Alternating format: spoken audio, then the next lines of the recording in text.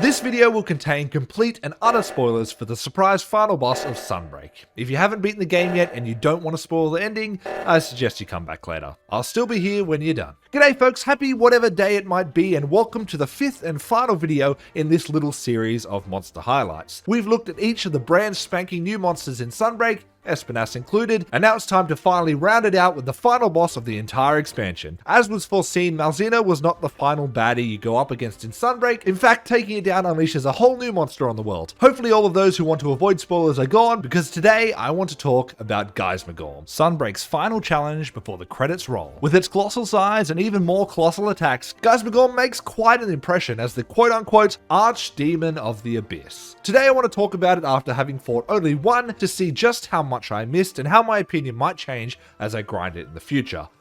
If I grind it in the future, that is. To reiterate, the point of this little series is to give my feelings on a monster after versing it just once, to then compare it to my thoughts further down the line. Kind of a then and now sort of vibe. So let's get stuck in. Here is my first Geismagorm hunt and my thoughts on the final boss of the expansion. And so we reach the end of Sunbreak. Malzeno is slain, the three lords taken down, and the kingdom saved. Yeah, not quite. Turns out Malzeno, as dangerous as it was holding back something even more terrifying. There's a pretty impactful build up to this quest, and I will include the whole thing as I think it sets it up pretty well. You're assigned a 5-star quest to hunt a Lunagaron. A bit odd considering it's usually a Master Rank 4 monster, but you go and you get stuck in anyway. Venturing out into the Citadel, strangely there is no movement, no background music, nothing. Each area is also littered with dead monsters, and curios fill the air. From Gown Goats to Garangolm to even a Zenoga, everything is dead. You finally come across the Lunagaron to take it on, and still no background music plays. It's weird, it's eerie, it's really well executed. Throughout the Lunagaron hunt, it slowly becomes more and more infected by the curio, and we get our first proper look at the affliction. You finally take down Lunagaron, and a cutscene rolls. In what is actually a pretty cool cutscene, we get our first experience with Geismagorm. And yes, I will be showing some of the footage this time around, as it's pretty significant when showcasing the monster. Dr. Todori gives us a little ominous poem as the camera follows a curio floating through the sky. You know that castle in the distance to the south of the Citadel map? Yeah, it kinda just seems like a cool set piece. You know the one. Yeah, not a set piece actually, and shit is about to go down. The curio disappears inside, and the cutscene ends. After the reward screen, we get to see flocks of curio pouring into that castle, some rumbling knocks the characters down, and then the whole thing begins collapsing in on itself as a gigantic hole in the earth opens up beneath it, and we get our first glimpse of the behemoth that is the final boss of the game. Looking like something just straight out of Dark Souls, to be honest, but fear not, Admiral Dadius shows up in his fancy new Dragonator boat to take the thing on. We get a cool Luchika action shot before the Dragonators fly. Geismagorm deflects one, takes another, and then eats the big Hail Mary Dragonator, which explodes and sends it back down into the abyss. But it sure as hell ain't dead yet. Now it's time to actually take the thing on. Not really knowing what to expect in the fight apart from it being huge,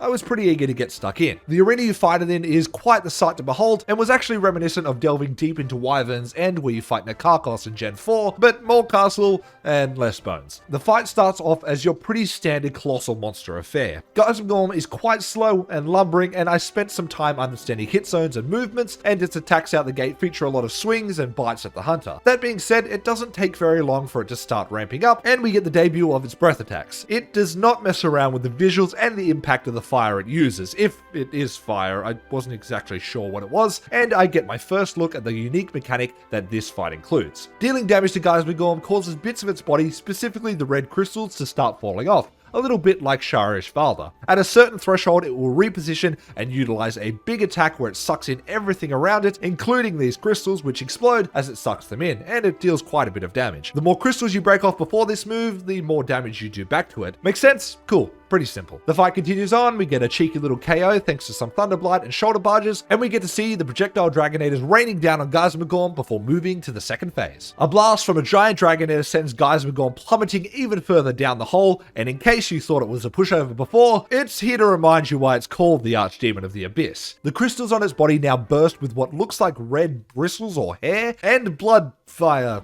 stuff, and he gets a little crazy here. The transition makes it move faster and more aggressively, and increases its use of its breath attacks, including not only the gigantic fireballs from before, but also this blood beam thing that leaves an explosive track in its wake, and basically just spawning a miniature sun in the arena that rains meteors down from above before exploding. Oh, and this rampage move where it goes stomping around the arena, leaving little tiny balls of fire that also explode, and it sometimes claps its big weird hands, which explodes as well. Look, there is a lot of explosions in this phase of the fight. Honestly, this is some pretty wacky shit, but I don't know. It doesn't feel out of place, and I think it's actually pretty cool. It was all quite the spectacle and had me a bit awestruck throughout the battle. Speaking of awestruck, it's time for what is probably the most cinematic part of the entire fight. Geismagom roars and turns towards one of the walls of the arena and begins to just straight up peace out, climbing up the side of the hole. Ballistas fall from the sky, and you begin just letting loose on these three big curio clouds that are on its back. Now, you can break these and stop this attack, but I'm bad, and also, where's the fun in that? Once it gets to a certain height, a gigantic blood flame wing things erupt from its back, and it turns its attention back to you. Not knowing what the fuck was going to happen, I just took off running, and with a bright flash that looks like something straight out of an anime, it unleashes a blood beam that just completely obliterates the Ballistae, and honestly,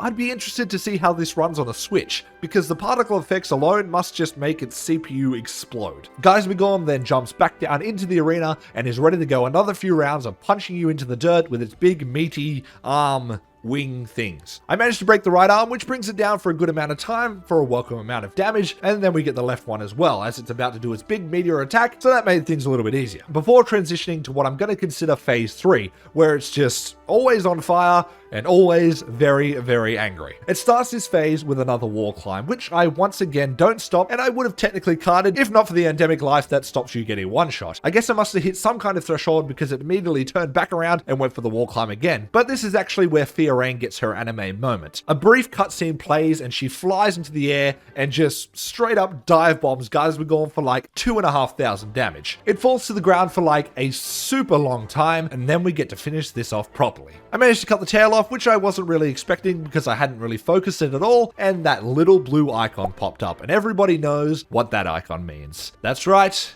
It's cart time, baby. It was a bit of a layup into a dunk situation. Geismagom does his spin attack, catches me with his tail. I wire bug out in hopes that it's just one hit away from death, which it wasn't, and then I just get blasted. Rest in peace. Alright, back down the hole, running at the monster, almost dying again. Jesus Christ, this thing wants me dead. And with a few quick swings, Geismagom is down, and Sunbreak is over. What a battle. Cinematic, thematic, all the other addicts. The end story cutscene plays after the battle, alluding to the post-game, and the credits roll. And that's all she wrote, fellas. Geismagom is slain and Sunbreak is finished. Well, the story is at least, but there's a lot more on the horizon. So with that, let's talk final thoughts on Geismagom and some brief thoughts on the expansion as a whole. First things first, Geismagom is not what I was expecting. It looks like it belongs in Dark Souls, as I said, and after the teaser we got before release, I was convinced it wouldn't be an Elder Dragon. How wrong I was. But that's fine. I'm okay with being wrong when what we get is something as cool as this. Subverting expectations has been the name of the game recently in Monster Hunter. Just look at Xeno'jiiva, Sharish Valda, and now Geismagom, and I think it's been working pretty well thematically. This time round, I was pleasantly surprised with how much I enjoyed the fight itself, because I was never a big Nawa or Sharish Valda fan, when it comes to the combat anyway. Geismagom just keeps ramping up more and more, and catches you off guard with how fast it is towards the end of the fight. The use of the curio to juice itself up was a clever concept, and was executed really well, I think, and the spectacle of the effects and the sequences landed really well too. So with all that said, how does it work as the final pin in the Sunbreak expansion as a whole? Well, with its very Western medieval aesthetic, we got monsters inspired by vampires,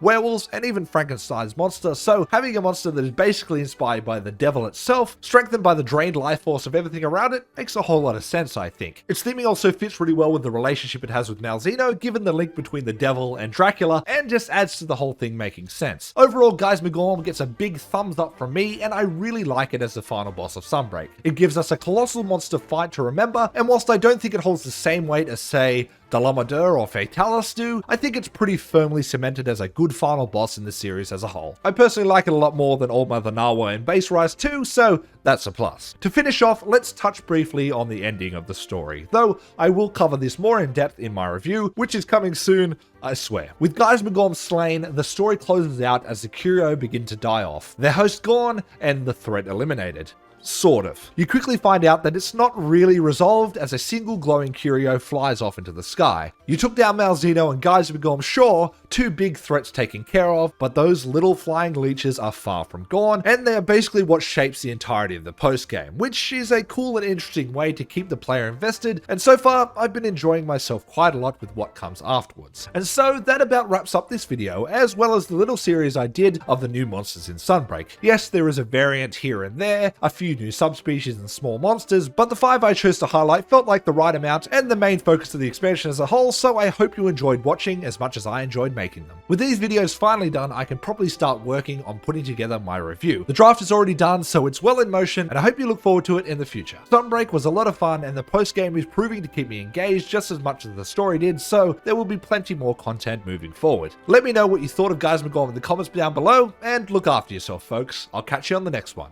See you later.